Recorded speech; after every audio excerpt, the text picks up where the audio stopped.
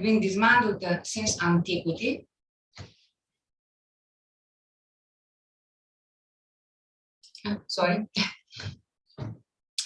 Although the wall had been dismantled since antiquity, its dimensions are still visible today as its foundation trench has remained in situ.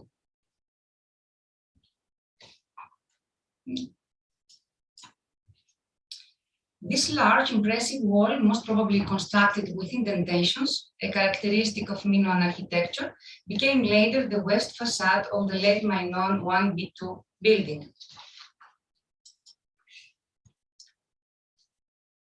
Excavated rooms are square in plan, arranged in a side-by-side layout. Differences are observed between the south and the north part of the structure.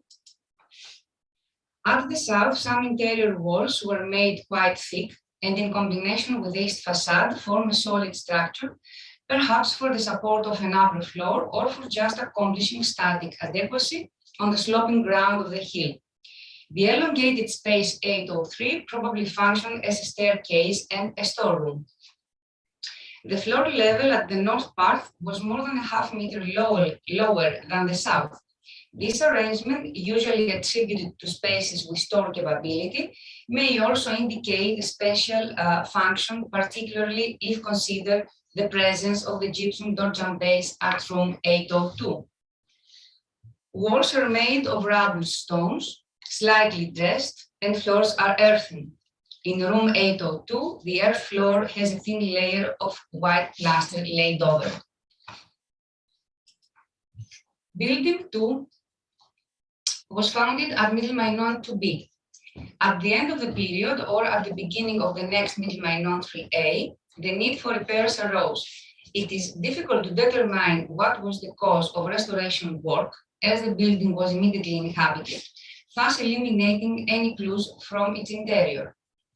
These architectural changes were aimed primarily at strengthening the structure by placing buttresses, namely modifying walls to double ones by adding a new line of stones at their front, or by blocking communication doors, hence altering space arrangement and access.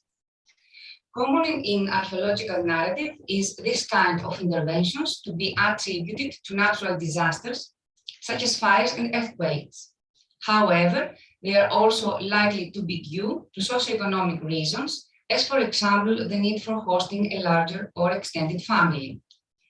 As far as building 2 is concerned, the case of a natural catastrophe cannot be either confirmed or ruled out, but it is reasonable to assume that if it had suffered damages, those would have been to a limited extent, allowing the building soon to be re-inhabited. It is therefore indirectly confirmed that Gypsades and Knossos in general did not suffer the consequences of an extensive catastrophe at the end of Middle Minoan 2B, Ephesus and Maya. An important architectural feature, dated as early as to Middle Minoan 2B, is the gypsum door jump base, whereas up to then, similar buildings' elements were usually made of wood.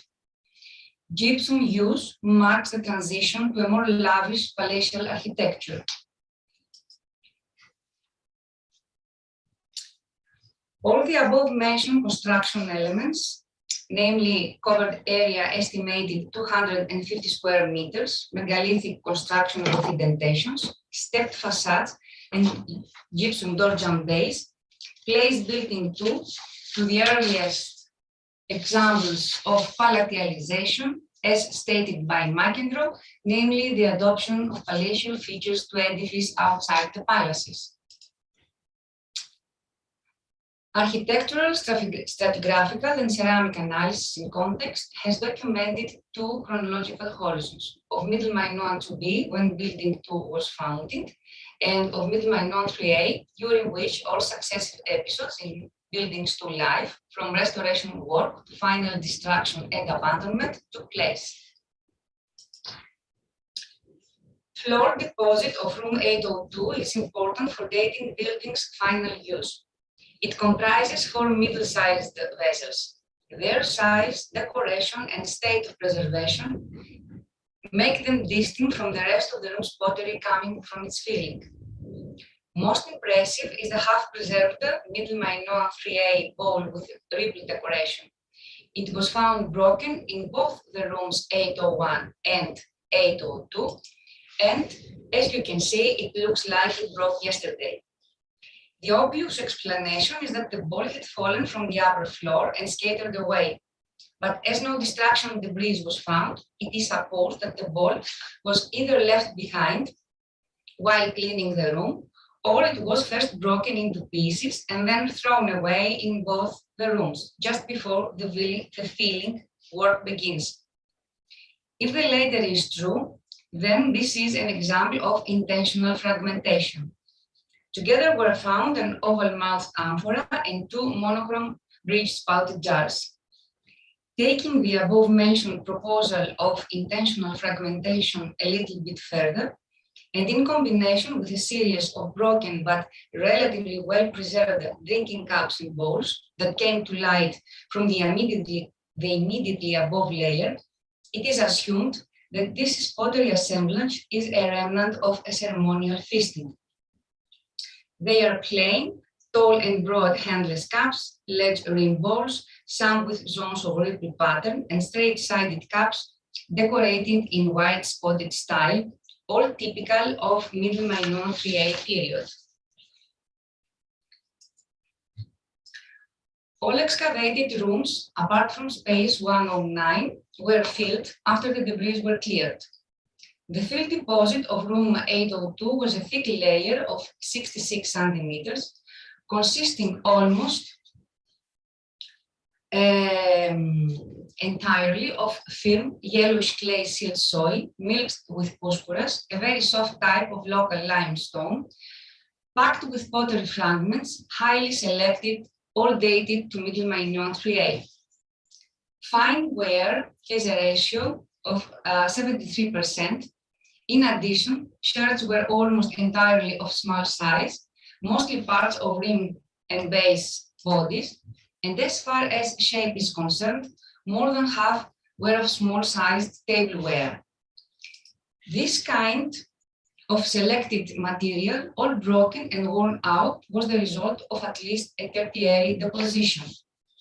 As no destruction layers have been detected, and taking all the above into consideration, it is concluded that the filling took place soon after cleaning, using highly selected material, most probably from rubbish pits of the building itself. This procedure that seems to follow a specific way of doing for the building to be sealed after its death reflects a methodical filling in a structured deposition. Clusters of inverted small-sized vessels found in the fill deposits are interpreted as part of the same procedure. Pottery fill dated to Middle Minoan 3A provides also the terminus ad advem for the abandonment of Building 2. It comprises the typical Middle Minoan 3A broad and tall handless cups, as well as the bell-shaped, mainly in plain ware, but also with splatter decoration. Monochrome cups are present, but in decreasing number. There are also plenty of straight-sided cups decorated with a white spotted style, while ripple decoration appears for the first time, introducing the lustrous darkened light technique that is going to prevail henceforth.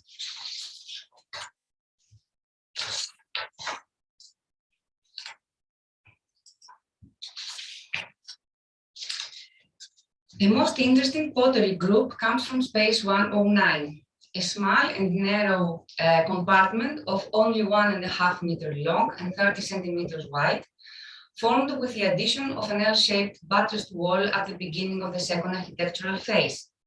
Typological analysis has shown that pottery from space 109 presents characteristics compatible with the Middle Minoan to be trilocavy group.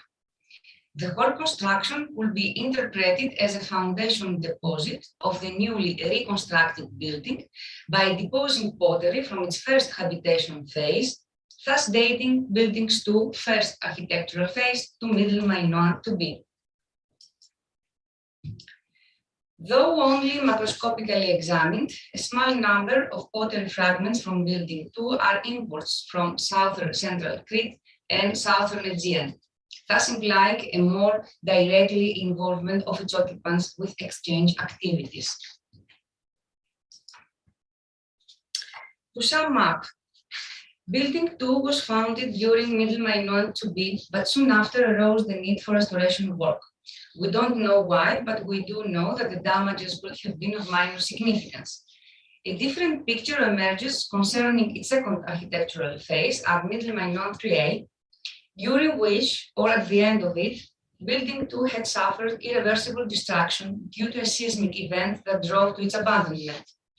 The ensuing clearance from all destruction debris as its final ceiling are all successive episodes within the same period of time, and most likely with short intervals in between. This destructive earthquake was probably the same that destroyed the Animospira Building 2, a landmark for Knossian Middle Minoan 3A. Its consequences are also reflected in the filling and the extensive leveling works that took place at the Knossos Palace itself during the same period. The clearing work that followed the ruin has made it difficult for us to comprehend the function of Building 2, thus assuming its domestic character as part of the Gypsades neighborhood. All the positional details, however, point out the way the building was sealed at the end of its life. Structural depositions have been identified throughout the place, as well as ceremonial feasting and offerings. The decision never to be built again gives some idea of its potential significance as a place of memory. The Gypsades neighborhood was founded on a hill south of the Knossos Palace, but in direct visual contact with it, whereas palatial architectural features place Gypsades within the Knossian elite. Taking the above into account, as well as the probable exchange or trade activities of its inhabitants with the rest of Crete and Southern Aegean, together with the consumption of labor-intensive vessels, like the bowl with a burnished ripple decoration, allude to some economic growth and perhaps a higher social status. This phenomenon is interpreted as the emergence of a new Knossian class, a prosperous middle class, sort of saying, possibly of traders, with its seat at Gypsades, a site relatively distant from the administrative center and the palace where the old elite live. Study of Building 2, based on a comprehensive evaluation of stratified contexts, offers to the ongoing research significant data regarding Knossian inhabitants during the first half of the 17th century BC. Middle Minoan 3A is a revolutionary period of time marked by important economic, political, and social changes. In this process, Knossos is pioneering, exerting at the same time significant influence on the rest of the island and beyond. Thank you. Thank you very much, Marina, for your interesting presentation. Questions will be held all together in the end of the session, so stay with us. Thank you. Oh, and the online attendees can submit their questions in the chat room other ways. Thank you very much. We're going to have a short few minutes break to the next presentation, and shortly we'll be with you.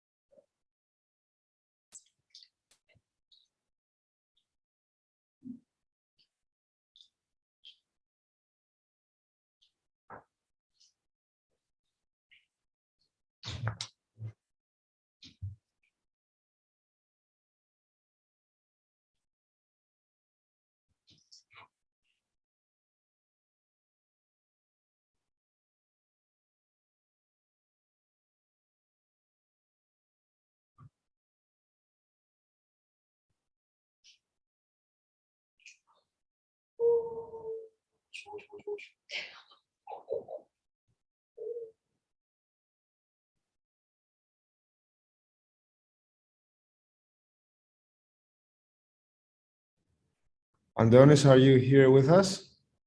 Yes. There you go. Yes. Okay. Yeah.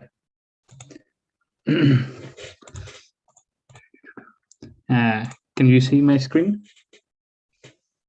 Yes, you're Okay. perfect. Let's go. Okay. Okay. So hello everyone. The site of Ephesus is located in the Kytsou-Menderes Valley, right on the Aegean coastline. The Bronze Age strata have been excavated in various areas, such as the Ayazoluk Hill, close to the modern town of Seljuk, and the area of Artemisia. The Ayazoluk Hill has produced the most important late Bronze Age evidence. According to geological studies, the morphology of the area was different from the one that we know today, since the wider area of the Ayazoluk Hill formed some sort of a peninsula, and the late Bronze Age settlement was situated right on the seashore. Before starting with the main topic of this presentation, I think it is crucial for the purposes of this talk to briefly show you the up-to-date historical and political picture that we know from the wider area of Anatolia, in order everyone to be up to speed with some of the terms that I will use later on. Western Anatolia hosted during the late Bronze Age various kingdoms, including Seha Riverland, Vilusa, Arzava, etc. The latter was the most prominent one and a constant threat to the Hittite security, according to the Hittite texts. At first, it seems that Western Anatolia until the end of the 15th century BCE was an ill-defined area of small chiefdoms that had the ability from time to time to create collisions against the Hittites. In the 14th century BCE, however, Arzava rises as an important kingdom of the area with a significant capability to raise military forces. The restoration of the Western Anatolian geography by John David Hawkins led to a consensus regarding the Ahijava problem as well. The big majority of the scholars agrees today that the term Ahijava refers to the Greek mainland. However, there are some scholars that argue that the term refers to the Dodecanese. There is a debate nowadays whether this term refers to the whole Mycenaean mainland world as one, or if it refers to one specific Mycenaean site. In any case, the Hittite texts provide us with a picture where the local Western Anatolian kingdoms caused trouble to the Hittite interest in the region, and in the meantime, the power of Ahijava appears to mingle in Western Anatolian affairs since the beginning of the 14th century BCE. The power of Ahijava seems to cooperate with the local kingdoms and to cause a lot of unrest in Western Anatolia, according at least to the Hittite point of view. Now that we have seen very broadly the most important historical aspects of the wider area, let's move back to the settlement of Ephesus. In the course of this presentation, I will describe the late Helladic 3A1 and 3A2 Mycenaean material that has been excavated there, and subsequently, with the help of the Hittite textual sources, I will try to interpret its absence in late Helladic 3B. Starting with the archaeological evidence from the Ayazoluk Hill, a rescue excavation in 1960 revealed a late Bronze Age tomb. Unfortunately, the grave was severely damaged, and it is difficult to argue for its construction plan. However, similarities with the tombs at the Crematenus B seem to suggest that this grave was a circular chamber tomb. Inside the tomb, the excavators found 6 Mycenaean vessels, a piriform jar, a handless flask, a crater decorated with argonauts, a pilgrim flask, a rhyton, and a small jug, all dated in late Helladic 3A2. Human bones were found mixed with animal ones inside the crater. It is interesting to note that the crater with the argonaut motif and the rhyton are not vessels that are normally excavated in burial contexts. As far as the excavations at the settlement are concerned, there are only preliminary reports. However, the pottery evidence seems to indicate that the first Mycenaean samples from the site are dated in late Helladic 3A1, but the majority of the Mycenaean pottery is dated in late Helladic 3A2. In the area of the Artemisian, late Bronze Age remains were excavated under the Peripteros temple. The Mycenaean pottery here seems also to date in late Helladic 3A period, except for Stent Ball, which is dated in late Helladic 3B, and it's the only up-to-date Mycenaean fragment that has been recovered from the Ephesus area from that period. A chemical analysis that has been conducted on this stamped ball indicated that it is an import from the Berpati workshop in the Argolid. The excavators of Artemision has suggested that this area functioned as an early Mycenaean cult place due to the fact that excavations revealed a Mycenaean figurine, which you can see in the picture, and a bronzed up axe. The figurine is a local product, and it has clear similarities with a terracotta figurine.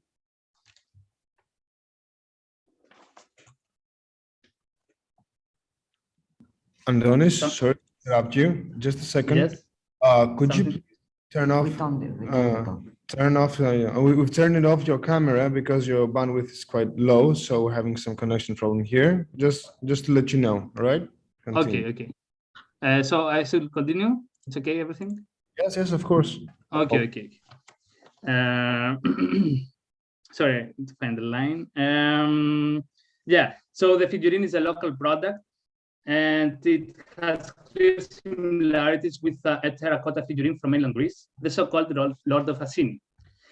Closing this archaeological overview, I would like to mention, as a side note, an alabastron that originates from the wider area of Ephesus, at the cemetery of El Capinar, which also collaborates with the pattern that we have already seen in Ephesus, since it is dated in late Helladic 382 as well. This is the archaeological picture, very briefly described, from Ephesus. In the course of this archaeological overview, we saw that the Mycenaean pottery is limited solely to the 14th century BCE, which is an exception, especially considering that late Helladic 382, 3b, saw the pinnacle of the Mycenaean pottery present in Western Anatolia. Sites such as Miletus, Limantepe, Troy, etc., are exhibiting an increase of the Mycenaean pottery during late Helladic 382, 3b. So how can we interpret the presence of the Mycenaean material, and what prompted its disappearance by the end of late Helladic 382? Before we answer these questions, we should firstly have a look at what the Hittite texts are telling us about the historical and political developments that were taking place in the area around that period. As described earlier, Ephesus was part of a Western Anatolian kingdom called Arzava, which had a long history of hostilities with the Hittites. The kingdom of Arzava in the second half of the 14th century seems to have reached its peak. This is documented by an Arzavan invasion in the so-called Hittite Lower Land, which prompted the Egyptian pharaoh Amenhotep III to initiate a diplomatic correspondence with the Arzavan king named Tarhundarandu. He probably foresaw that Arzava would replace the Hittites as the major power of Anatolia. However, the Hittites managed to regroup, and with a counteroffensive that lasted for years, managed to push back the Arzavan forces to their initial territory. After these events, in the Hittite text, we informed about a new king of Arzava named Uhaziti. The text reports that his capital was named Apasa, which has been equated with the settlement of Ephesus. It seems that during the first years of the reign of the Hittite king Mursili II, the Arzavan king formed a coalition with another Western Anatolian state and with the king of Ahijava, namely the Mycenaeans. The latter seems to have become more active and interested in the region, and according to Mursili's annals, it formed some sort of alliance with the land of Milavanda as well. Milavanda has been equated with the site of Miletus. The Hittite king took immediately action and sent his generals to destroy Milavanda, which they did. Even after the destruction of Milavanda, Uhaziti kept provoking the Hittites. This is when Mursili II initiated his fierce campaign against the West. According to the annals, Mursili drove his forces in Arzava, where he saw a thunderbolt, which fell on Apasa, making Uhaziti ill and unable to participate in the battle. Therefore, instead of Uhaziti, his son Pijama Kurunta fought the Hittites at the river Astarba. The Hittite king was victorious. Pijama Kurunta fled to the city of Apasa, and when the Hittite army reached the city, Uhaziti fled to the islands that were located close to Apasa. These islands, according to the text, seemed to be under the control of Ahijava. In the aftermath of this campaign, Mursili dismantled the kingdom of Arzava, its territory was given to other nearby kingdoms, and finally, he reports that he deported 65,000 people from Arzava to various parts of his empire. There are even estimations by other scholars for a total of 100,000 deportees. If these figures are correct, or even close to reality, then it seems that the whole area of Arzava was severely depopulated. Now that we have seen what the Hittite sources describe regarding these events that took place in the region, it is time to try and answer the questions that I posed earlier. Namely, how can we explain the appearance of the Mycenaean material at Ephesus, and what prompted its disappearance by the end of late Helladic 382? Starting from the first part of the question, as I argued earlier, Ephesus was at least for some period the capital of Arzava. The majority of the Mycenaean material from Ephesus belongs to late Helladic 382. Part of this period can be associated with the time of Huaziti and the function of Abbasid's capital. I strongly believe that the fact that the Mycenaean material appears at Ephesus in important numbers during that period can be linked with the fact that Abasa was a capital city at that time. In my PhD research, where I investigate the material remains from a number of central and northwestern Anatolian sites, I attribute the presence of Mycenaean material as a result of human mobility. There are many categories of mobile individuals that we can think of, such as traders, mercenaries, craftsmen, diplomatic personnel, etc. In my research, I divide human mobility for Western Anatolia, Eastern Aegean, to two parts, the macro and the micro-regional mobility. The micro-regional mobility takes place in an interregional context, namely between neighboring island and coastal communities, where people were constantly moving at what was familiar to them. Usually, this form of journey included informal visits, and the mobile individuals were not linked to a palatial institution. Macro-regional mobility involves travels at a supra-regional context and usually entailed more formal journeys, and the mobile individuals were most likely tied to an institution. In my dissertation, I consider the micro-regional mobility as the most common form of mobility and as a catalyst for the wide distribution of Mycenaean artifacts, among others, to the local communities of the area mentioned before. However, and now I'm moving back to Ephesus, we can argue for a combination of micro and macro-regional mobility based on both the archaeological and textual evidence. It is possible to argue that individuals tied with the mainland palatial centers might have traveled to the area in addition to freelance individuals. This is based on the fact that Arzava and Ahiava at the time of Huaziti, had a very close political relationship and cooperation. As described by the Hittite text, it's not difficult to imagine individuals from the mainland traveling to the Arzavan capital in the frame of this political alliance. We can imagine diplomatic personnel, such as royal representatives, messengers, and dignitaries, who not only would bring to the Arzavan king the word of the king of Ahiava, but also diplomatic gifts in the context of improving and maintaining a healthy alliance. Texts from Amarna indicate that some of those diplomats were stationed at foreign royal courts for a long period of time until their masters formally requested their return. Furthermore, it has been suggested that royal traders could have had some sort of double function, namely both as traders and as royal messengers. The existence of royal traders has been documented both in Ugarit and Egypt. The above described diplomatic missions might have also brought to the Arzavan king royal gifts. Mycenaean involvement in the royal gift exchange network of the ancient Near East has been documented by the annals of the Egyptian pharaoh Thutmose III. In the text, there is reference to some messengers from the land of Tanayu who came at the Egyptian court and brought greeting gifts from their king. It seems that the term Tanayu refers to parts of the Argolid, Messenia, Kythera, among others, with Mycenae as its principal center. This is further supported by 11 faience plaques found at Mycenae that bear the name of the Egyptian pharaoh Amenhotep III, and which has been interpreted as possible Egyptian royal gifts. The fact that evidence for Mycenaean royal gifts in Arzava have not been traced may be related to the fact that some of the precious royal gifts were melted and reused, or that some of them were made of perishable materials, or that they included craftsmen specialists and not tangible material. More specifically, the reuse of the royal gifts can be documented by an Amarna letter sent by the king of Mitanni to Strata to the Egyptian queen, Teia, where he complains about the fact that some of the golden statues that her husband Amenhotep III sent to him plated a wooden core. This probably illustrates that golden statues were meant to be melted and reused. As for evidence for perishable materials as royal gifts, it has been suggested during the Amarna period, and more specifically during the reign of Akhenaten, the Mycenaeans sent one shipment of royal gifts with some 600 vessels containing olive oil, perhaps perfumed. From this possible shipment, only the pottery has been preserved. The case of Amarna is different from Ephesus in the sense that the lifespan of the former is extremely limited, and thus the preservation of the archaeological material is much better than its patchy condition at Ephesus. This discussion does not intend to downplay the significance of freelancer mobile individuals and the micro-regional mobility in general.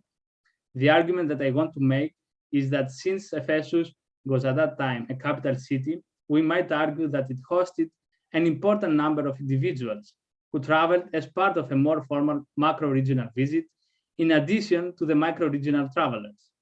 The former individuals could have traveled there from various kingdoms all over the Eastern Mediterranean.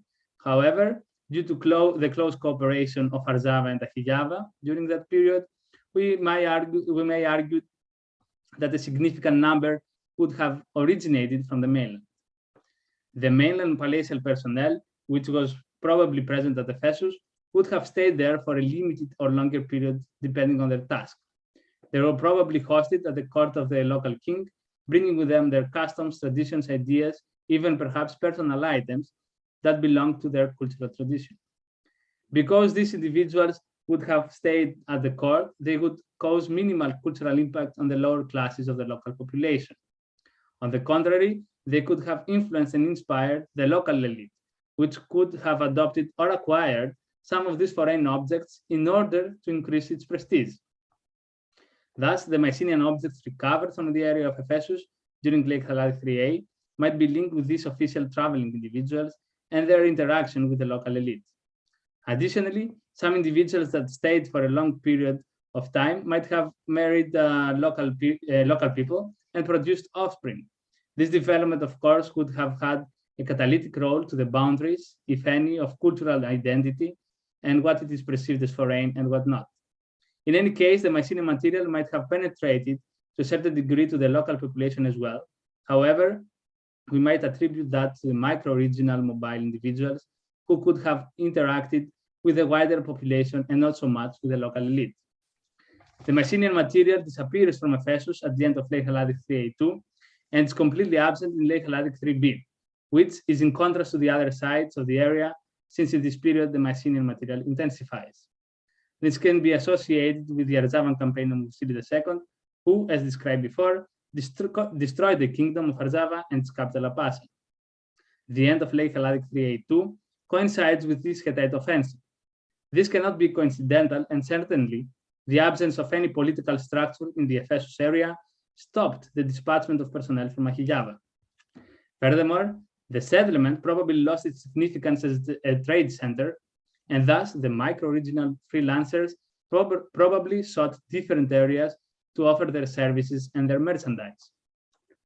To sum up, the archaeological picture at Ephesus, although patchy, offers us the opportunity, in combination with the Hittite textual evidence, to hypothesize not only for the reasons of the appearance of the Mycenaean material at the area in late Helladic IIIA, but most importantly, for the reasons of its disappearance at the end of late Helladic IIIA-2. The role of Ephesus as a capital of an important Western Anatolian kingdom, combined with its focal location right on the coastline, contributed certainly to its prosperity. The site in late Helladic IIIA attracted traveling individuals of various backgrounds from its immediate neighborhood, the East Aegean Western Anatolia. These traveling individuals were already exposed to the wider Mycenaean tradition that was circulating in the whole Aegean region. Important role, however, played, in my opinion, a more formal group of travelers from the mainland, which can be perhaps hypothesized due to the capital city status of Ephesus and the close cooperation between Achiava and Arzava. The historical developments in the region towards the later parts of the late Helladic 382 led to the destruction of Ephesus, the disappearance of the kingdom of Arzava, and to a major deportation, and thus to the disappearance of the Mycenaean artifacts. In the aftermath, Ephesus, an important capital, crossed the narrow path from vividness to oblivion. Thank you very much for your attention.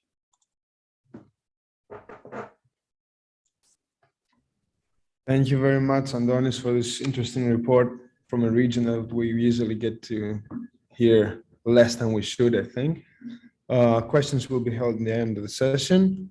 And now a few minutes break again to reorganize here on the base, and see you in a while.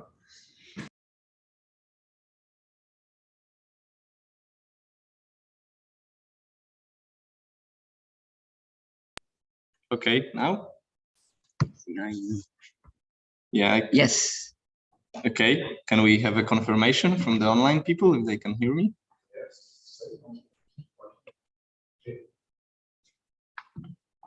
Can everyone hear us online?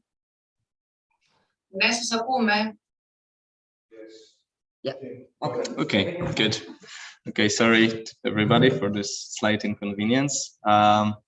Okay, first of all, I want to start my timer, and then thank the organizers for inviting me.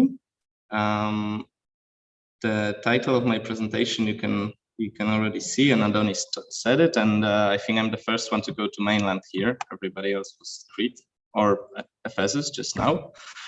This is the presentation plan for the next 20 minutes. We'll start with the introduction, some theory, and very brief chronology. Then we will go chronologically from the late palatial Argolid through the destruction of the palaces around 1200 BC to the LH3C post-palatial phase, so aftermath of the collapse to the conclusions. So about the theory, brief look on my theoretical background. Relational urbanism is a systemic approach to settlement process. It defines urbanism as a property of entire settlement systems rather than individual sites. It is thus defined by two main criteria: A, functional differentiation and specialization between sites of the settlement network, and B, urban sites showing significantly more developed internal differentiation than other sites in the settlement network. Thus, urbanization is a process in which we can see growing functional and structural differentiation within the settlement network and inside its most prominent sites. And in my work, I attempt to implement this approach on the study of late Bronze Age settlement system on the Greek mainland. And I believe that we can see urbanization happening on the Greek mainland during the palatial phase of the Mycenaean culture. A quick look on the chronological table, and we will focus here on, as I already said, the phases LH3B and the 3C early to middle. Okay, and let's start with the outlining the regional context during the palatial era. Argolid in LH3B formed what can be most probably identified as a single palatial state. This is manifested through the distribution of wealth across the region, but also extremely limited use of conspicuous burials, which for centuries manifested the emergence of Mycenaean elites. Tallest tombs, principal elite burial form of the late early Mycenaean and the palatial period, were at the time built only at Mycenae, in the form of two of the largest and most technologically advanced funeral monuments of the Mycenaean culture, the so-called Tomb of Clytemnestra and Treasure of Atreus. So here on the map, you can see the distribution of wealth and toloi in the region, and those two that you can see at Mycenae are the ones on the right side of the screen. The formation of the state is also manifested through the development of the system of roads, which reached not only Argolid, but also valleys of central Corinthia and plain of Isthmus to the north, and the coast of Saronic Gulf to the east. Except from Mycenae, two secondary fortified centers were developed at Midea and Tiryns. Archaeological excavations and surveys identified also two lower tiers of settlements in the network: local centers like Berbati, Argos, Nafplion, or Kalamianos, and small hamlets like Tsungiza, and obviously many other sites identified only through the surveys, but not excavated. And here in this presentation, I'll focus only on the two most important palatial centers, Mycenae and Thebes. But Medea is also an important part of the picture that probably would be nice to involve if I have more time.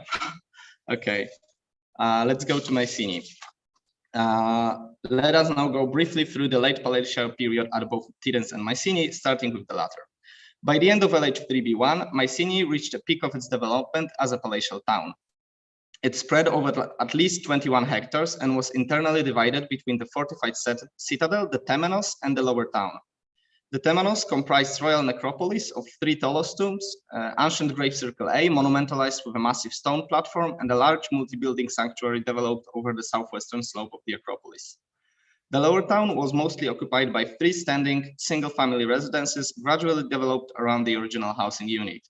Some of them, like the West House Group, served also multiple economic and administrative functions. This period came to an end with a series of destructions. Parts of the lower town were burned at the end of LH3b1, and soon after, a devastating earthquake affected the entire site. The first palace must have been destroyed in one of those events too. It is worth noting here that the recent archaeoseismological research conducted by the members of the Thebes team determined that the occurrence of a strong earthquake in Thebes or Medea during the late Bronze Age is highly unlikely. However, their study did not include Mycenae, which is in a different part of the valley, located exactly on a tectonic fault, and has accumulated the most of the archaeological evidence for occurrence of an earthquake. So my understanding for now is that the earthquake hypothesis is still not ruled out for Mycenae. The response to the catastrophe resulted in a deep change in the organization of the settlement. The citadel's fortifications were expanded and the new palatial complex was established. The Temenos district was decomposed, with Tholos tombs cut off from the sanctuaries. This suggests a break in the development of the old elite funerary zone, further evidenced by the refuse material dumped around the tomb of Clytemnestra. This process can explain the need for establishing a new burial ground for the ruling family with the construction of the treasure of Atreus further to the south. Most of the lower town must have been left in ruins after the earthquake, as there are very few examples of immediate reoccupation. Some of the inhabitants probably moved inside the walls of the citadel, where new residential quarters appeared, most notably on the southwest slope. And here on the map, it's important to notice that the only Tholos that is still used at the moment, the treasure of Atreus, is way further south than the original royal necropolis that is just in front of the citadel. It's the point with X number 10 there. Okay. Now to Thebes. In LH3b1, it was still a relatively small settlement, but already a fortified secondary palatial center. It played also a role of a main harbor of the region, being much closer to the coast at the time. Abundance of transport stirrup jars and Canaanite jars testify to the significance of Thebes as a place for exchange of goods. In LH3b2, the lower citadel was fortified and the lower town significantly grew. However, its development was slowed down by repetitive floodings of the area to the north of the citadel. Probably in response to this problem, a massive investment was started, construction of a dam and canal to the east to alter course of the local river. So basically, they wanted to make the land that is marked here to the north of the citadel available for building constructions. Now let us briefly review chain of events at the very end of the palatial period. During the LH3b2 late phase, the second palace at Mycenae was burned.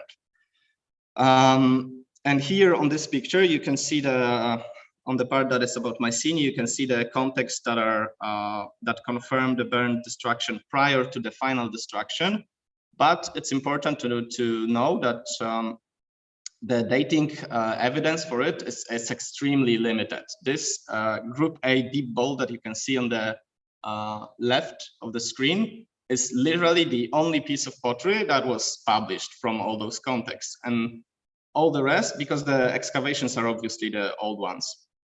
And all the rest, the dating of all the context depends on the architectural sequence that justifies putting this destruction after the earthquake, but before the final fire. And now, After the fire, the palace was obviously rebuilt, but the rebuilding was quick and possibly quite careless, as exemplified by random use of older ashlar blocks inside the new walls. This is what you can see on the photo in the bottom left corner. It's an old ashlar block put inside the later wall in a wrong orientation.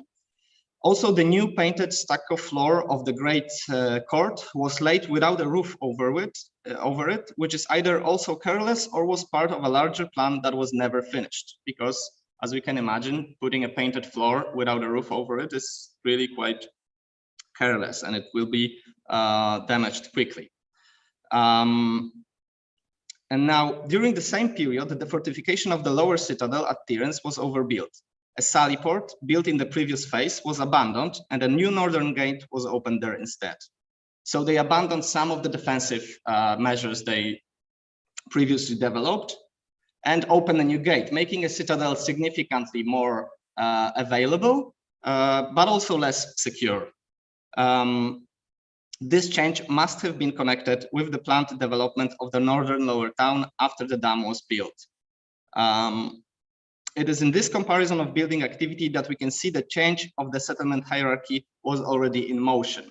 And now, obviously, this on this timeline, I put those things opposite each other, and we know that the fire of the palace probably happening before the Tirens rebuilding of the Tirens lower gate. But if the rebuilding of the palace at Mycenae happens exactly at the same time, obviously we cannot say.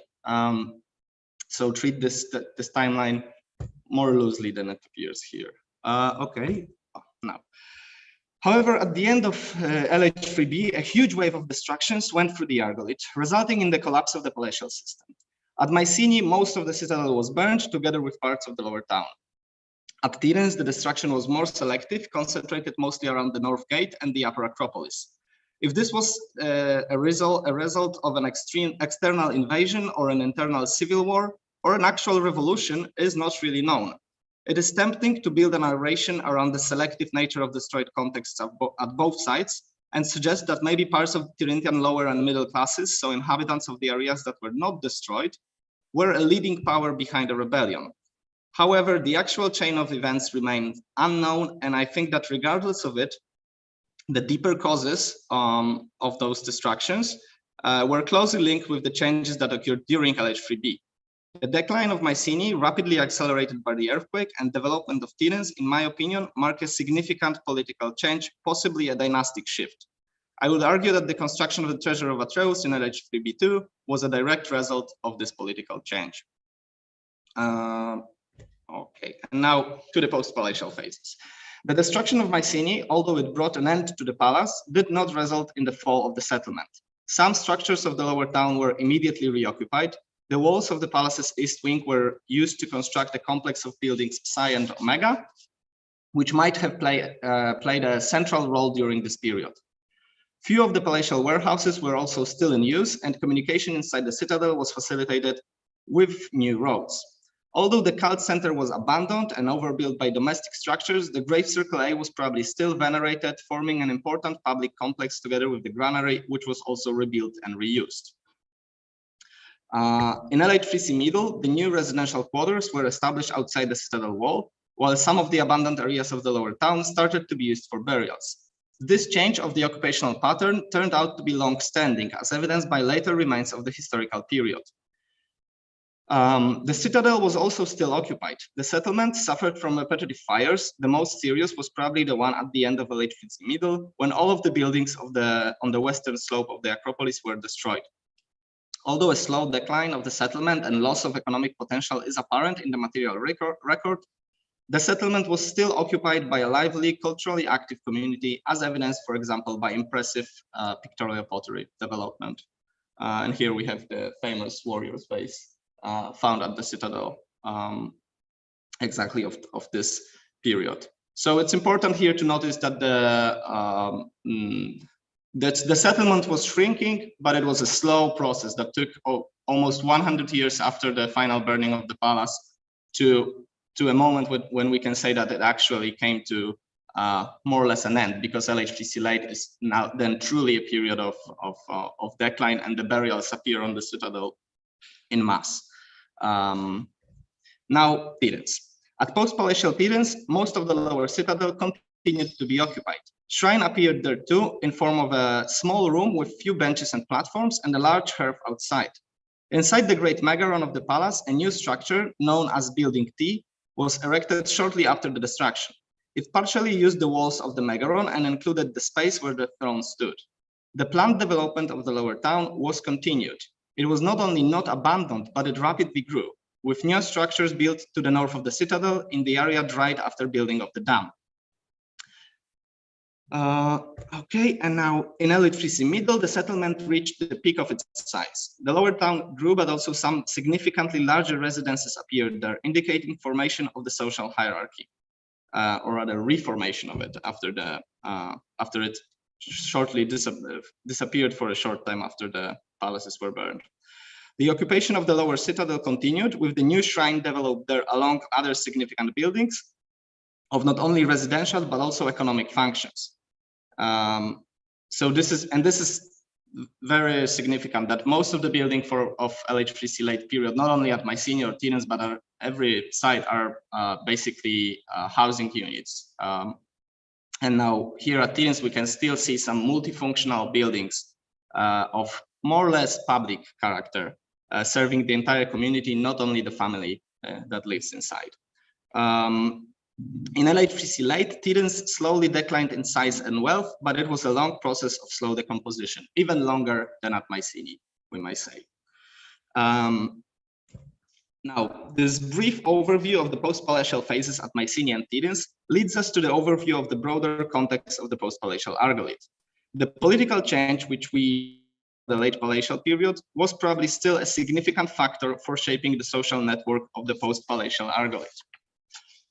It was suggested by researchers from the Pidens team that planned urbanistic development of the northern lower town, together with construction of Building T, were results of at least partial continuation of power of the local palatial elite, which planned drying and developing more residential areas to the north already during the palatial times. I would suggest that the same continuation can be seen at Mycenae, with reoccupation of granary and parts of the palatial complex. In both cases, we can see conscious references to the palatial past and reuse of its monuments, which must have served to legitimize the power of the new system, of the new political system. However, some things have definitely changed, and it seems that the new political system was based on more collective decision-making and communal gatherings, in comparison to the absolute power of one axe from the palatial times. That is suggested, for example, by the appearance of Building T, which probably served as an assembly hall. Another big transformation was the loss of religious monopoly by Mycenae, when shrines appear on the lower citadel of Pidens. And this is another significant point here, that in the palatial times in the region of Argolid, Mycenae holds the supreme religious power. There's no other site with significant sanctuary or shrine developed, and this changes in LH3C when actually Pidens has, for the first time, significant shrines built in the lower citadel. This change was a continuation of trends from the late LH3B, when Mycenae lost its political and economic dominance, although it still served then as a fortified residence and a royal burial ground of the king of Argolid. With the fall of the palatial system, also the symbolic dominance of Mycenae is abandoned. Although Pidens probably did not have territorial control of the region in post-palatial times, its economic and symbolic hegemony must have been obvious. This is further strengthened when we consider the distribution of LH3C sites in the Argolid, which tend to concentrate along the coastline, with Pidens now set in the center of the settlement network. And also by far the biggest settlement, like 5 times bigger than Mycenae, which is the second one, then everything else is significantly smaller.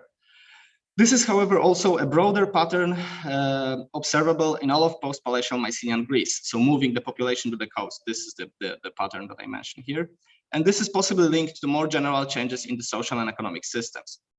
The process that can be observed here is basically a partial deurbanization, a change from a more complex, structurally and functionally organized palatial system to a simple network of self-sufficient settlement with only one developing urbanized center at Pidens, while the other at Mycenae was in a process of decomposition.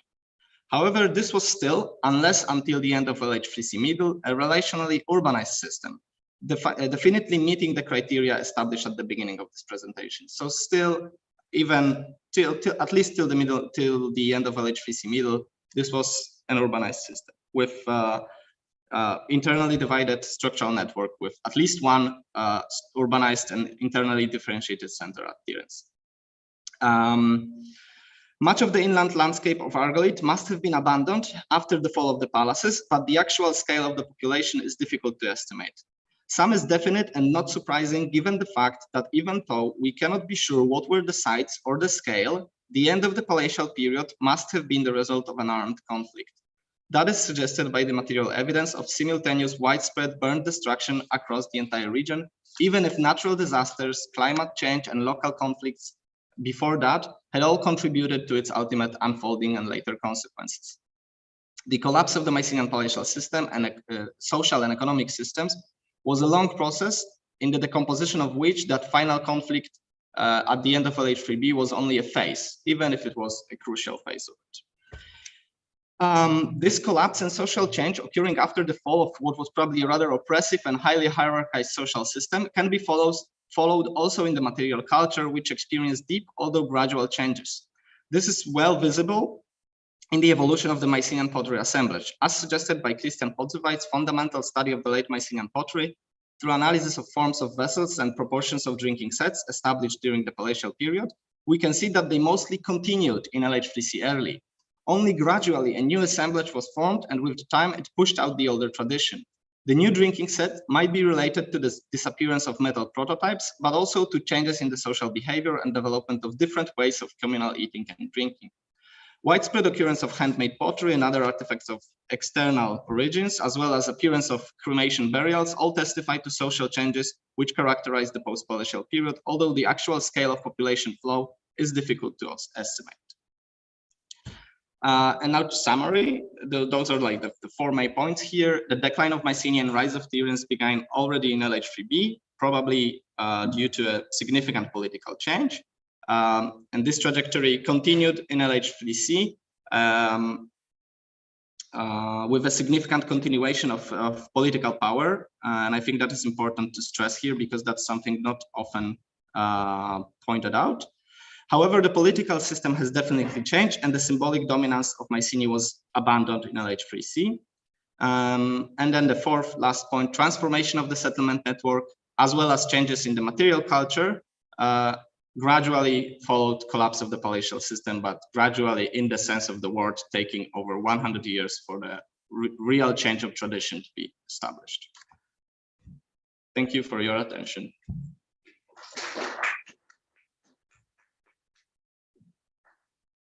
Thank you very much, Piotr. Now, slowly but surely, we'll proceed to the discussion and any questions. I think now, this time, can we?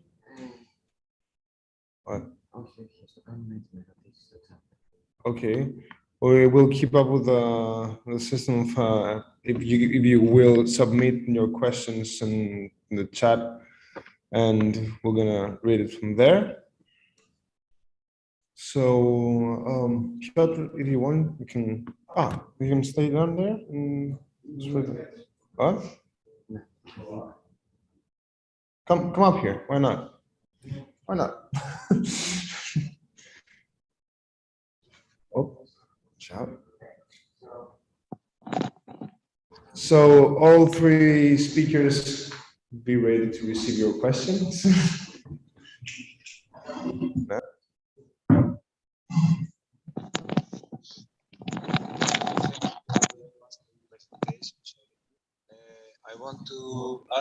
I want to ask a question to Ms. VELEGRAKI. As I try to remember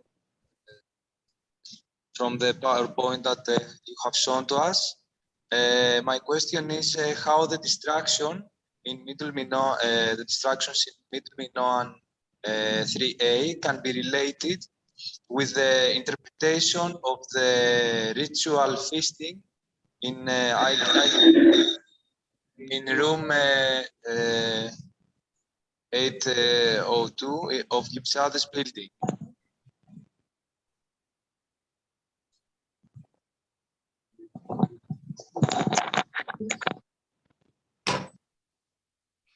Now,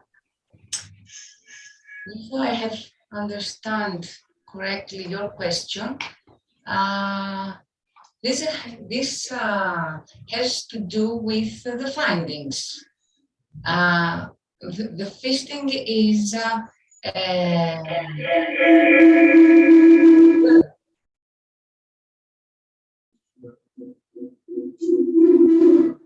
I'm not sure that you can hear me.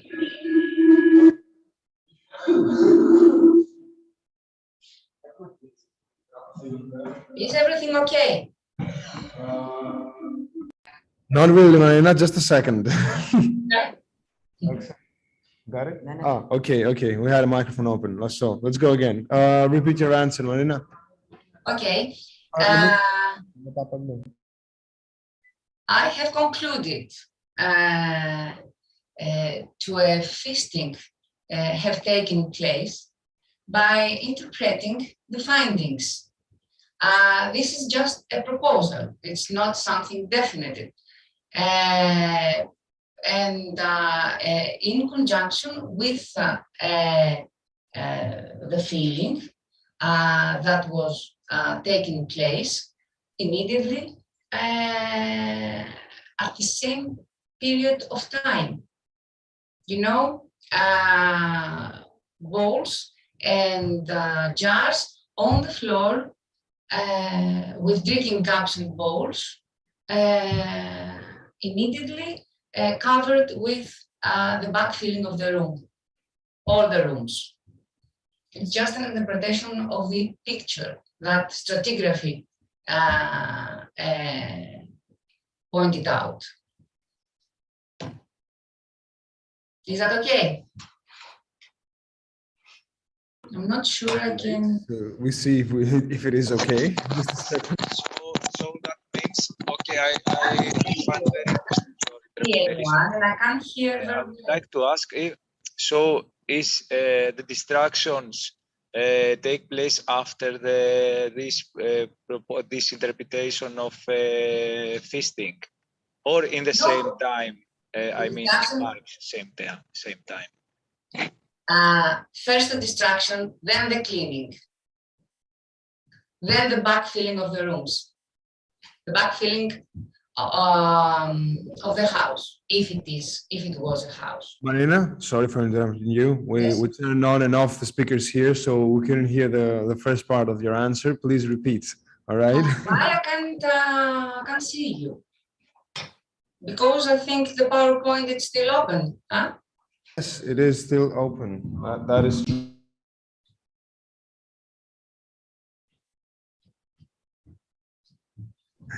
Now. There you go. And wait a second. Wait a second.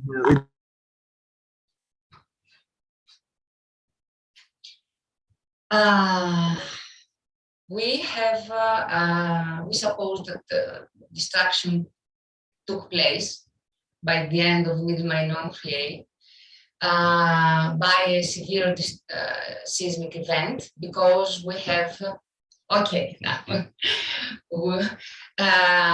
we have detected some walls with lateral displacement, a phenomenon usually attributed to seismic events. But we didn't find destruction debris inside the houses, so they cleared the place. Pottery gives us the timing of all the actions, and are all to Middle-May non-3A. We suppose that as long as we didn't find destruction debris, the place was cleared. But we have found a floor deposit, either left behind while cleaning, or they have some meaning. A structural deposition, a feasting, or intentional fragmentation. These are all interpretations of the findings, but after the destruction, because the debris, we didn't find destruction debris, layers of destructions. The house was cleaned. Not burned debris, no stones, no rubble, no nothing. Just clean soil and fragments of pottery.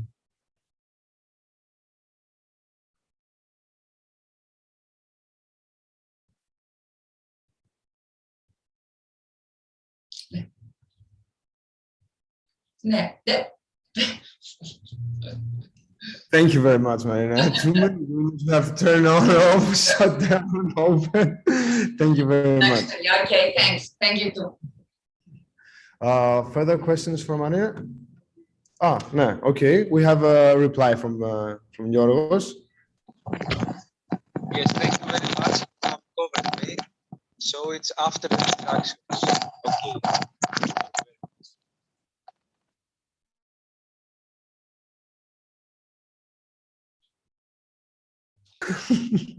Now it's Yes, sorry. It's terrifying from this perspective. Yeah, it does, doesn't it? So, yes, great. And I have questions as well. Yeah. Do we have any questions from the online participants, which is hard and complicated to arrange? I guess not yet. All right. So.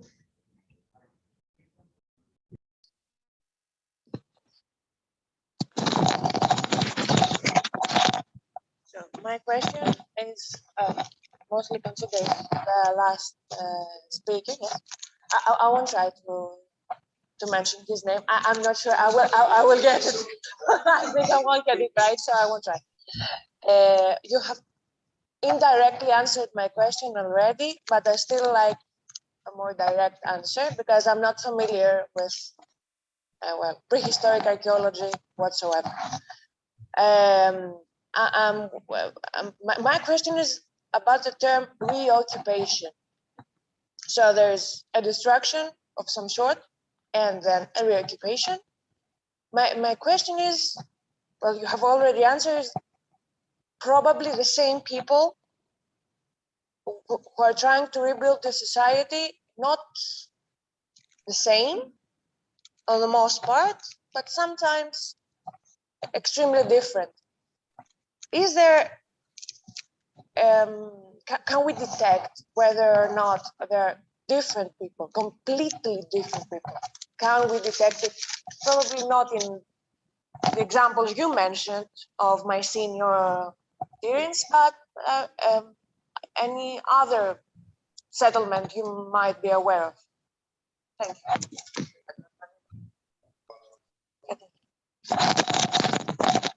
I think, yeah, you can answer here and we'll get you here as well. Can you hear me? Okay, so I use the term reoccupation in a purely archaeological meaning of a phase of occupation following the destruction. And I didn't mean any population change at all. And I don't think we can see this at Mycenae or Thebes.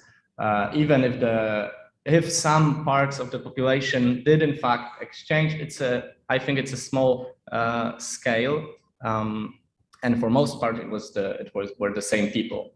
And answering the second part of your question more generally, I don't know there are sites on the mainland where the material record, in meaning that the set of artifacts used changes more than in the Argolid. And we can suggest that the population exchange happened to a bigger extent than in the Argolid. I can't come up with from the top of my head with examples, but there are some. But even in those examples, I don't believe that anywhere it happened in like a complete takeover. I don't believe that it, I don't think that it ever happened on the mainland after the fall of the palaces. Because the problem with the archaeological evidence for the change of population is that, all we can see are is the set of artifacts, and it rarely, very rarely happens that it changes completely. Usually it changes gradually with some new objects appearing and some of the older traditions still being used. And then it's extremely difficult to decide when, in fact, it's the new population using of some of the older artifacts and when are the same people using some new tradition. It's all a matter of purely interpretative things. And archaeologists, especially in this case of the events following the 1200 BC destructions, this is an extremely heated debate for over 100 years now. And there will be people with completely opposite answers. I guess there are still people who will tell you that there is a huge population exchange, but I'm not one of them. Okay, I hope that answers.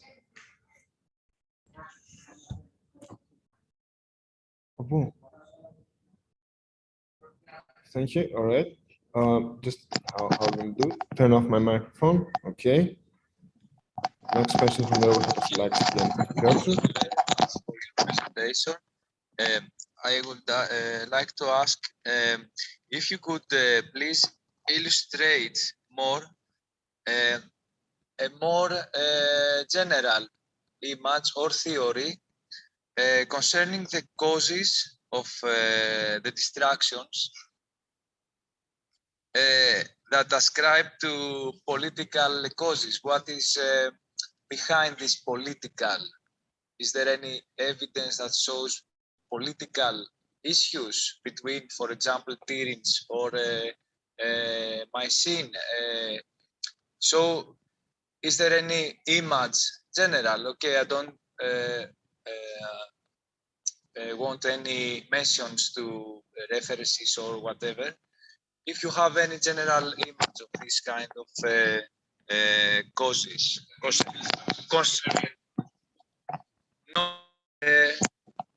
I mean, you have presented that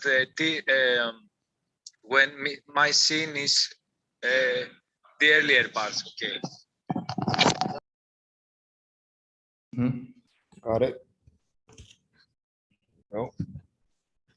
So the problem with the middle LH3B events at Mycenae is that what I showed there were the two phases, two horizons, let's say, one with the burn destruction and the other one the earthquake. But commonly in the theater as one huge event, as one huge destruction, because basically everybody who researched it considered the burn destruction as also fitting the earthquake if the dating pottery is more or less accurate. Like even, if there's any pot that they can put in the LH3B early phase, they would say, okay, it's the earthquake, move on. But I personally think that the burn destruction, if there is no other evidence for the earthquake, actually rules out the earthquake, because the two things prior to the 19th century development of the lamps that actually caused fires immediately after the earthquake, this didn't happen before. So the earthquake rarely causes fire in the prehistoric settlements. There are like few things that can cause fire, like for example, I know huge amounts of the olive oil or something like this can cause fire after the earthquake, but it's not something common. So I put a lot of work to actually differentiate those two horizons. So with the first one, at the end of LH3B1, those are burn destructions. And I actually have a theory. I didn't put it here, and you'd have to definitely put a lot of probably here and possibly, and it's like completely, informal, that I only put here in the discussion, but I'm definitely not ready to defend it in paper.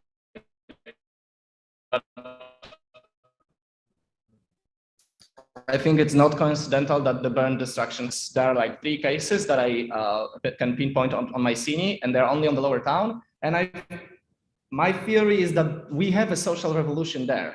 Not at the end of LH3B, but in this moment, some social upheaval happens.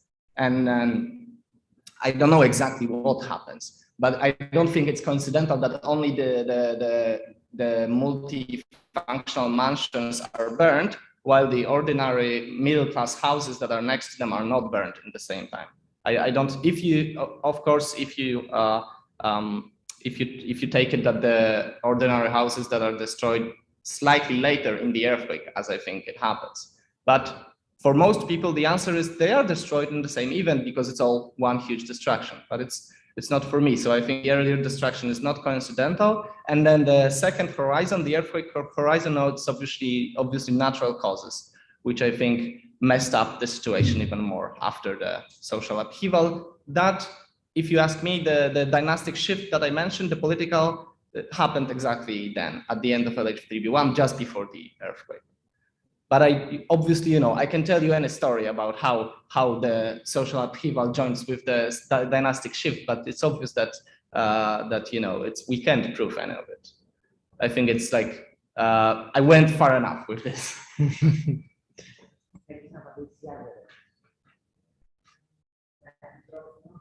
No, further questions from Yorgos? Just a second. So you No. maybe Yes. something happened in an internal incident. Could you give an yes, I'm a theoretical archaeologist, so could it be a cause that relates to external political causes? I mean, between Mycenaean Tyrants or other palatial centers? Thank you. It can be. I think it's, but this are wild speculations. Okay, let's make it clear again. I think it joins with the fact that in the Ahiava sources and all the Middle Eastern written sources, you can actually see that the beginning of LH3B is a period of troubles for Ahiava. And in more general sense, we can see that in LH3B, the Argolid domination in the material culture, something happens and it's not so obvious anymore. So I think the weakening of the kingdom caused the social upheaval locally at Mycenae, and that it was used by the elites or some other group from Tyrants to take over the kingdom of Argolid as a new dynasty. But this, in my opinion, caused the collapse of the dominion, that the kingdom was now only locally regional thing. This is my wild theory.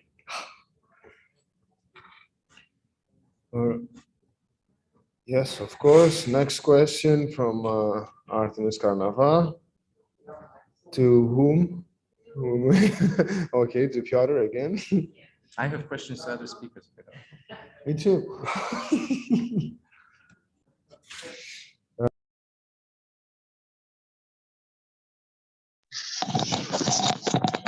Okay, so thank you very much.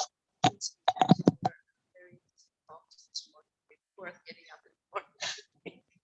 So Piotr insisted yesterday that I also ask questions, whereas my opinion was that I should leave all the discussion amongst you. But with his talk, I had a major question. I have smaller ones, which we can discuss them later as well. So you mentioned you used characterization secondary palatial centers. Center or centers, you chose to give out IDEA. I'm sure if anybody from the here in Southern IDEA archaeological people here would not be very happy. But the question is, assuming you accept the characterization, to which period are you referring to? Which period was Tyrants and likely IDEA in your plan? A secondary palatial center, and then with relation to what you described between 3B and 3C early and middle phases, where you describe what appears to be continuation of habitation and expansion of habitation adherence to the detriment probably of Mycenae. During that period, the 3C, where things are still happening, you maintain the characterization of Tiryns as a secondary palatial center? Does it still stand? Thank you.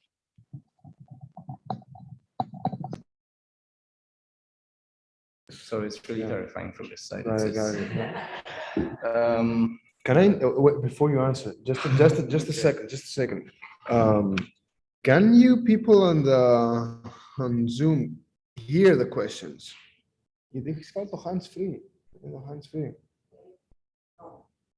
Can you hear the questions? Not very clear. Marina, we can't hear you.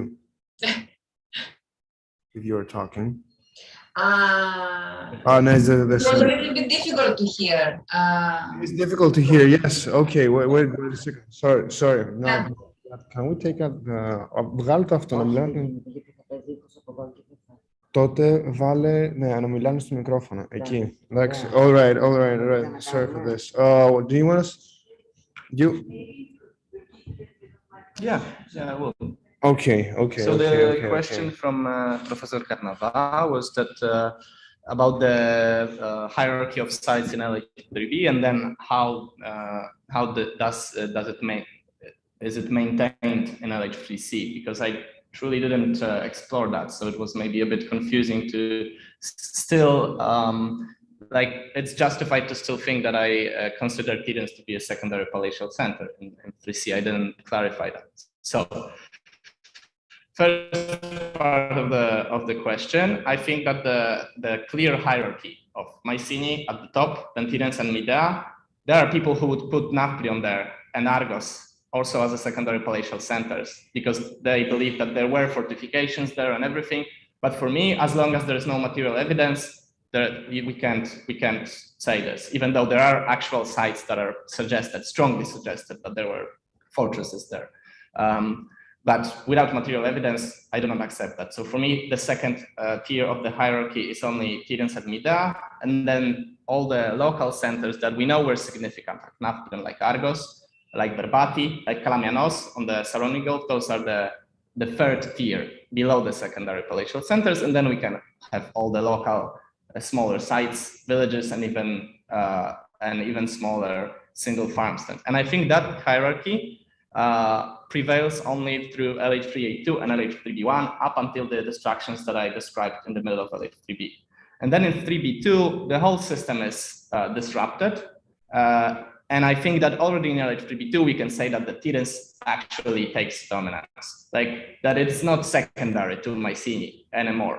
I wouldn't say that the hierarchy is shifted already. I wouldn't say that Mycenae is not longer like a primary center. We have the treasure of Atreus there. We have so many new fortifications. We have the Lion Gate, the new palace and everything. But we have also all those new things at Tiryns, and Tiryns actually in purely economic and then like settlement size sense, Tiryns is already larger. So I think that the two kind of match in LH3B2 with Midea probably staying out as the secondary one. And then the rest of the hierarchy, I think more or less stays in LH3B2. But then in 3C, obviously, this whole thing doesn't matter that much because I think the palatial system truly collapsed. And then in a political sense, what I described was the continuation of power on a local level. I think that in both Tiryns and Mycenae, the local elites, the local palatial elite, to a large extent maintained power, but not on a regional scale. And that's one thing. And the second thing is, so the hierarchy is definitely changed, but the Tiryns at the top of a hierarchy is not because of a direct political power and territorial control of the region, but more of an economic and symbolic dominance, like the most important center of the region. But it's not a direct political control. I will go there. But I would say that the HPC hierarchy still. And what else? There was, I think, one more thing that I wanted to answer. The palatial. Obviously, I don't think the term palatial applies to LH3C. I think that, especially at Tiryns, we can still see structural and functional differentiation inside the settlement. So the upper citadel is a defined separate part of the settlement of Tiryns, even in LH3C. It has its function, it's separated from the rest. The same about the lower citadel. And then there's the lower town. So this means that in my terms, it's still an urban center, but obviously not palatial anymore. That's what I meant, that that we have the continuation of power and of the settlement pattern, but it's not in this, I think this is the first case in Mycenaean history that we can say that we have an urban settlement that is not palatial. Because everything that happens previously, I think the urbanization is strictly linked to appearance of palaces. I hope that answers.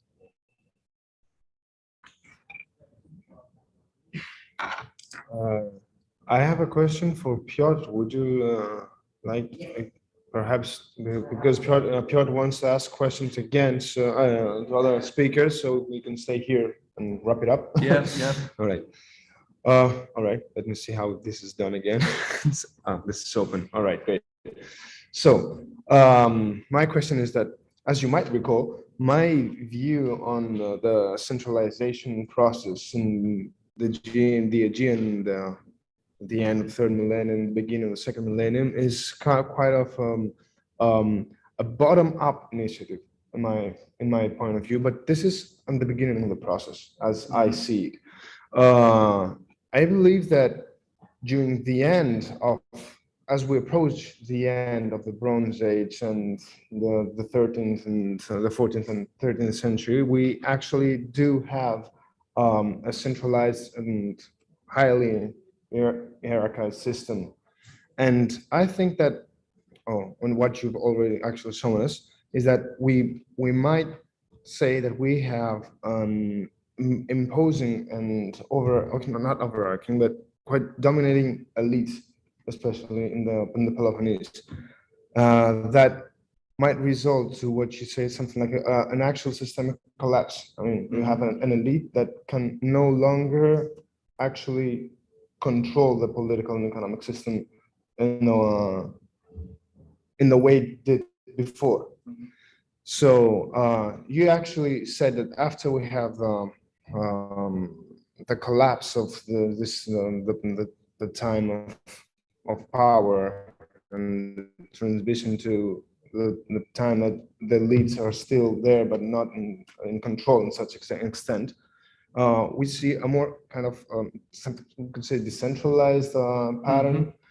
And so the question is that if we have a view from the settlements, not the palatial centers in Argolid, can we see a difference in the material culture, not in terms of like cultural, about how the resources and what they actually have and use for a living? Does that change, or is it just that the system breaks down, but the settlements, not the settlements, the living, the everyday life continues in pretty much the same way? Okay. So it's an important and huge question that I don't necessarily feel completely ready to answer, because I focus on in the dissertation I focus on the palatial towns, and I only reach to the local centers as the background and the form of the settlement network in which the palatial sites function, to figure out what's the hierarchy and what's their function and how is the network formed. But I don't necessarily go into the material culture of the local centers to that extent.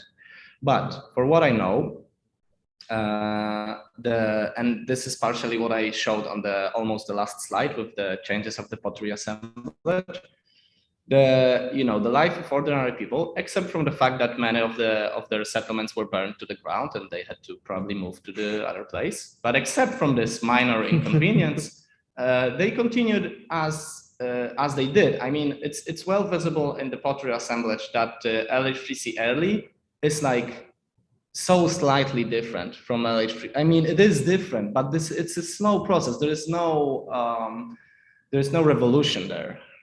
I'm sorry for the conference what you're saying is actually close to revolution than not being a revolution. Okay, yeah, okay. Not a revolution in the sense of complete change of material culture. So it's a gradual process in which the new assemblage is only formed in the LH3C middle, and but this is about the pottery, and as I said, I won't go into other materials because I'm not good at them, good enough to answer this. And in terms of pottery, I think as well as in the palatial period, the assemblages in the palatial centers and in the secondary centers, in the local centers, are much less similar. Like the people at Tungiza village had more or less the same pottery that the people at Mycenae had. There is, of course, there are some differences of proportions, and some shapes occur more often here and there, but in general, they had access to all the same forms, and this continues in Ephesus. So I wouldn't say, I think it's another case of continuation in which the life of the people at the local centers didn't differ that much from the life of people at the former palatial centers. Obviously, this doesn't apply to the high elites who were still present, and their life definitely was like completely different than lives of normal people from the local centers. But from what we can say from like the ordinary houses, those people were not that far away from each other. No matter if they lived in the formal palatial center or in a smaller site. So the view, like the occurring picture, is actually something closer to a political collapse rather than social collapse. Yes, right. I strongly think so. Yes. Yeah. That sounds like a revolution to me. All right. So we move to Kasia wants to ask something, Antonis, and then you get to. Yeah, I have a minute to recollect yourself. Take a breather. They already hate me for taking over the discussion. No, I don't think so. So, Kasia? Yeah, no, I'm turning it off now. So imagine this will be news. Hi, Adonis. Thanks a lot for a very interesting presentation. So my question is, because what's going on in the Ephesus area is very similar to the Dodecanese, which I'm more familiar with. So the first Mycenaean pottery in the Dodecanese also appears in LH2A. But then after the imports, they immediately started the production of the local pottery in Mycenaean style. I mean, with the technology of local tradition, but with the repertoire of the shapes and decoration from Mycenaean culture. So my question is, can you see similar patterns in Ephesus and more or less Western Anatolia as well? So that's my first question. Thanks. Yeah, thank you. Unfortunately, I cannot Dennis, turn on give my... us a second to open the speakers and make sure that everything works. Okay, you can answer, I guess. Yeah, I also cannot turn on my camera because it's closed, but it's okay. Yeah, let's better keep it closed because we have all this connection problems. So okay, I will. So thank you for your question. Yes, we have a similar pattern like in Western Anatolia and Ephesus. For instance, you might know the settlement of Miletus, for instance, that has like important numbers of Mycenaean pottery. And from Lake Helladic 3B, we see, and also previously, but most importantly, from Lake Helladic 3B and on, we see much more imitations of Mycenaean techniques and also pottery. In general, in Western Anatolia, it's very common. We don't have that many imports. We usually have mostly imitations in local pottery. So many times we find Mycenaean style decoration in local shapes, or we find like a complete imitation of a Mycenaean vessel, but from the clays, certainly from the area of Western Anatolia. There are also like we have found many pottery kilns in Miletus, for instance, or Limantepe. So we know that they produced that these centers were important for pottery production and perhaps also Mycenaean pottery as well.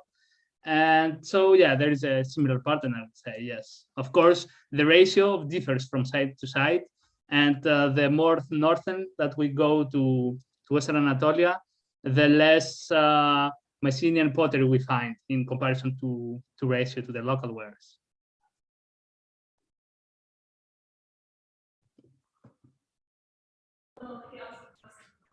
All right. All right, thank Can I you, have a Antonis. question? Yes, of course. Piotr wants, Piotr wants to ask you something. Maybe you'd like Open the to camera. open his camera. Okay, all right. Antonis, try to open your camera. See how this goes. It's again, I cannot turn it. It says like the host stopped it. I have to do it. Okay. I have no idea how to do it. Ask to start video. Ask to start video. Try again, Antonis. Okay, perfect. Yeah. Hello. I have a probably what's a question too big for today, but maybe you can try to answer anyway, because you mentioned, obviously you mentioned the Ahiava question and all debate, if it's a single state or an entire kingdom. And my question is obviously how what you said about the Mycenaean entrepreneurs or whatever you call them at Ephesus, how does this relate to this question? Like, does it change anything to our knowledge of what Ahiava might be, or what are your thoughts about it? Second. Okay.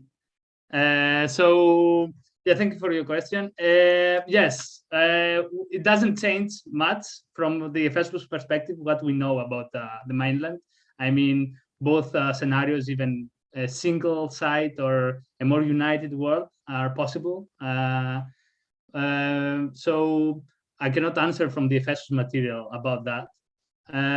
But in my opinion, I think that we are dealing with a more united world. Like, at least for some parts, we can see clearly that we have important, like from the Hittite text, we have important information and that can relate to the Mycenaean world. But of course, I think that it is possible to imagine that the site that the Mycenaean site that the Hittites were referring to as the center of Ahiava, for instance, might change from time to time, depending on I don't know, political situations. For instance, we can argue that at one period they may refer to Mycenae, later on to Thebes, or later or I don't know what. So I don't have a different answer for sure. In my opinion, personal opinion, it's very hypothetical. I believe that at least we can speak of some sort of confederacy or something that about the Mycenaean world. I cannot hear you. I think the key part of your sentence, the last sentence you said, was cut because of unstable connection. If you can just repeat the last sentence. Okay. Yeah, I think I said that in my personal opinion, I believe that the Mycenaean world was some sort of confederacy. Like, we had like that, at least the Peloponnese was some sort of a confederacy, and at least that in the eyes of the Hittites was that that way. I mean, it's hypothetical, of course. We don't have a definite answer, and certainly the Hittite texts do not exclude either possibility. I mean, it's possible also to argue for one side and also for a more united mainland.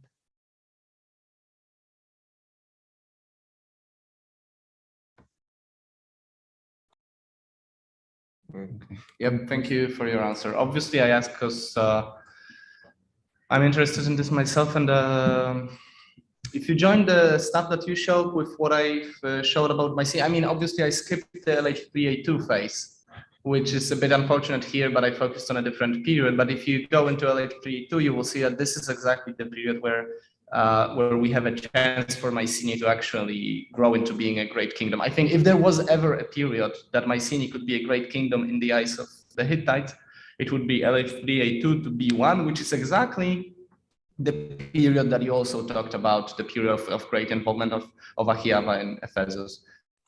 Yeah, and in general, that's why I think that. Yeah, sorry, I have a buffering, so I don't know if you stopped. Sorry if I interrupted you. No, I stopped. I'm waiting for you. Yeah. So Yes, and also in the Hittite text, we're informed that the majority, like the more Ahijava was like interfering in Western Anatolian affairs, mostly in the period that can relate to late Helladic 3A2 to B1.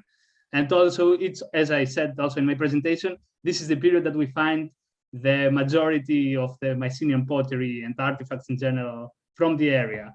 For instance, in Miletus, we have like 95% of Mycenaean pottery there, of the whole assembly. So you can see that it's the period that indeed it can relate. Yes. Okay, thank you for your answers. All right. Do we have any questions from Zoom or the audience? No? No? Okay. I would like to ask you something, Antonis.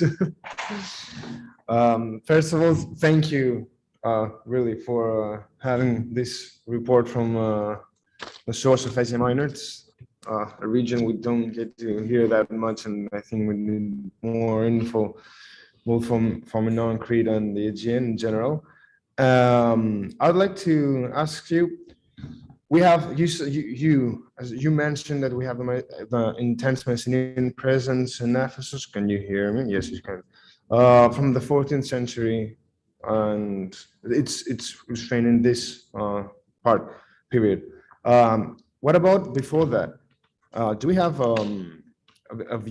is there a view for Minoan presence there? No.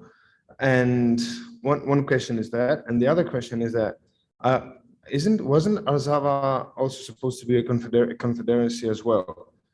And you talk about Ephesus being a capital at some point at least. Do we have do we have an idea for other capitals at other periods that might, was there a change in the seat of power in this confederacy or kingdom whatsoever that you can report?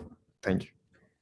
Okay, thank you for your questions. Starting from the first part, no, the Mycenaean pottery starts in late Helladic 3A1. We don't have any Mycenaean pottery at Ephesus before that. For the Minoan, I think that there aren't, at least nothing, maybe a cert or something, but I'm almost sure that there is nothing Minoan in Ephesus. I don't think there is something Minoan at Ephesus. I'm not like 100% sure, but I think if it does, it's like something really, really limited, not something important. Like in Miletus, for instance, where we have a much more Minoan presence. You cannot hear me?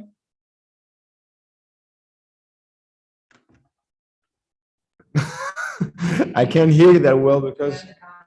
Okay, well, I guess it's better to turn the cameras off because okay. We're skipping part. Sorry about this. No, it's okay. But it's about yeah. Okay, you turn off the video. Is it better now? It sounds better now. Okay. Yeah. So I would start again. Did you hear anything or? I heard the part that you said that there's actually no significant Minoan presence before the Mycenaeans. Yeah. I'm not sure 100%, but I think there isn't anything Minoan. Like for instance, but certainly there isn't something Minoan like in Miletus, for instance, where we have like important Minoan presence. We know that. I know that for sure. For the second part of the question, yes, Arzava is considered the confederacy. It's also difficult to because we don't have information from this kingdom. We have external information from the Hittites, so it's a depiction of what the Hittites believe about that kingdom.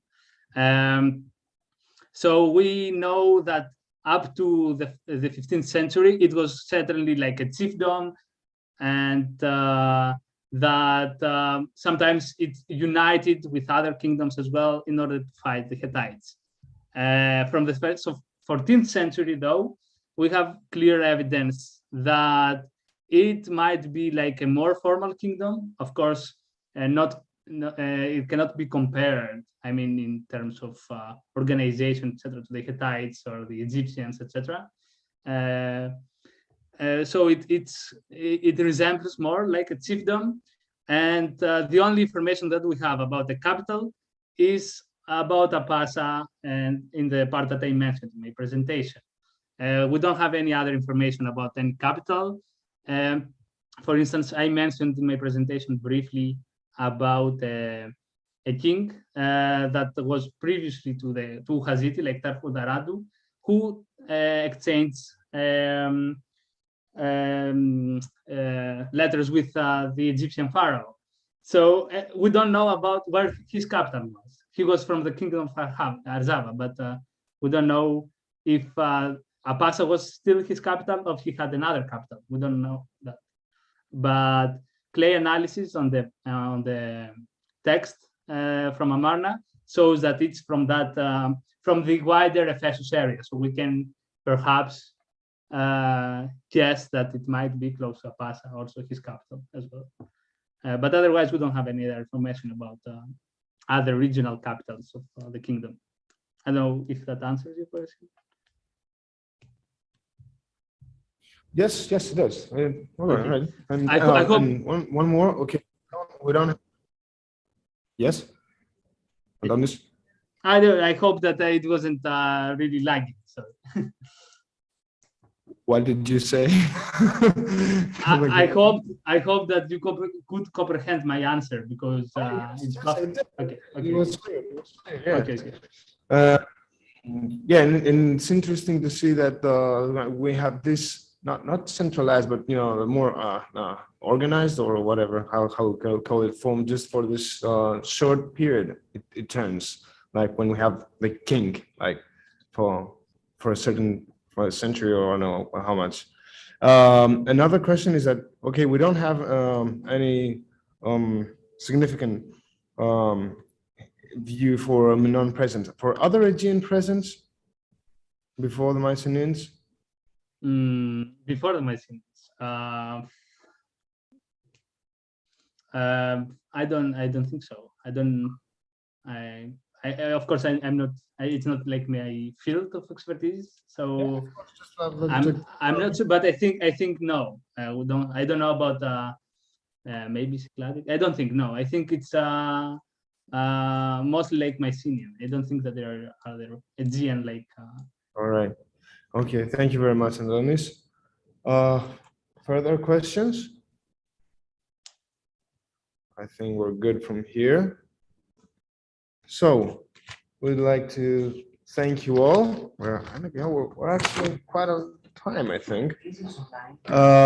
Yes, so for now, we have to leave you guys online and take a walk at Rethymno, in the Venetian town, the Museum Archaeological Museum. It's a shame you won't be here with us, but that's life. So see you at 4 o'clock for session number 3. Thank you very much.